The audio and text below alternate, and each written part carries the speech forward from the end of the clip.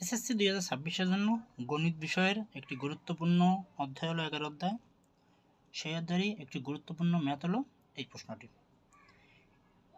এই প্রশ্নের কোয়ালিটিতে বহুতবার অনেক প্রশ্ন এসেছে এবং 2026 সালের জন্য এটা খুবই গুরুত্বপূর্ণ একটি math.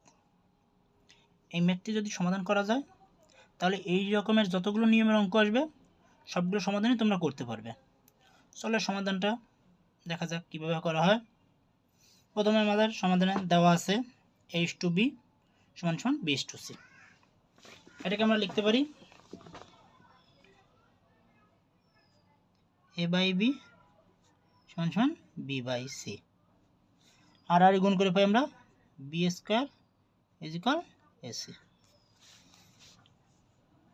Left hand side a² b² c² into 1/a³ plus 1/b³ plus 1/c³। এদের সাথে এদের প্রত্যেকের সম্পর্ক গুণের, আর আমরা জানি গুণ সবসময় উপরের সঙ্গে হয়, তাহলে প্রত্যেকটা অনের সঙ্গে গুণ করব। তাহলে a² b² c² a³ plus a² b² c² b³ plus a² b² c² c³।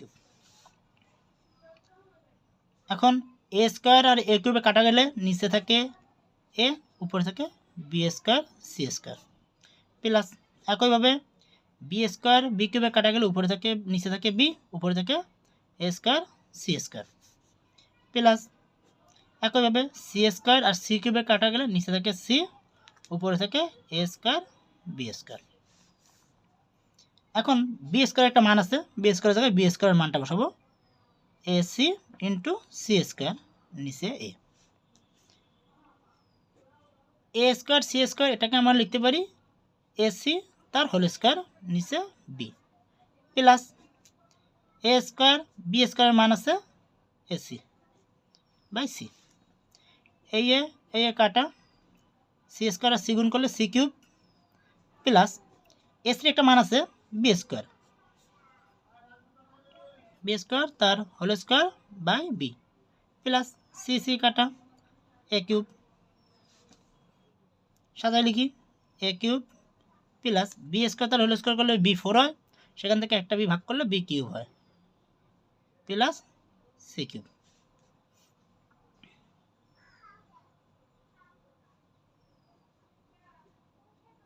প্রণত এই ধরনের অঙ্ক আমাদের পরীক্ষায় বহুতবার এসেছে এবং সামনের এসএসসি 2026 সালেও এই অধ্যায় থেকে এই প্রশ্ন আসতে পারে।